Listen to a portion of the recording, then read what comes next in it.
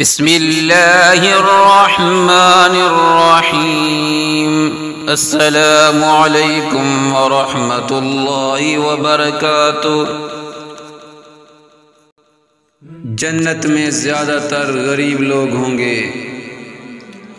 عباس اور عمران بن حسین رضی اللہ عنہ سے روایت ہے کہ نبی صلی اللہ علیہ وسلم نے فرمایا، میں نے جنت میں جھانکا تو دیکھا کہ اس میں زیادہ تر غریب لوگ تھے، اور میں نے جہنم میں جھانکا تو دیکھا اس میں زیادہ تر عورتیں تھیں۔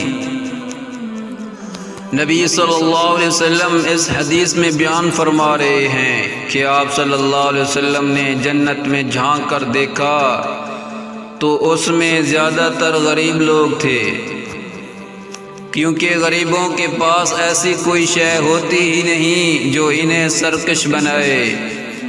یہ لوگ پابندی دین اور مطیع و فرما بردار ہوتے ہیں، اس لیے جو شخص آیات میں غور و فکر کرتا ہے اس پر یہ آشکارا ہوتا ہے کہ صاحب حیثیت اور امیر لوگ ہی رسولوں کو جھٹلاتے ہیں، جبکہ کمزور و ناتواں لوگ رسولوں کی پیروی کرتے ہیں۔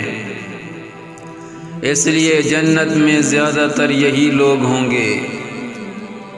حدیث سے یہ ثابت نہیں ہوتا کہ ہر غریب کو ہر امیر پر فضیلت حاصل ہے، بلکہ اس کا مفہوم یہ ہے کہ جنت میں غریب لوگ امیر لوگوں سے زیادہ ہیں، اور اس بات کی آپ صلی اللہ علیہ وسلم نے خبر دی ہے۔ ان کی غربت ان کے جنت میں جانے کا سبب نہیں، اگرچہ اس کی وجہ سے ان کے حساب میں کچھ تخفیف ضرور ہوگی، اس کے بجائے وہ اپنی راستگی کی وجہ سے جنت میں جائیں گے۔ غریب آدمی اگر راست رو نہ ہو تو اسے کوئی فضیلت حاصل نہیں ہوتی۔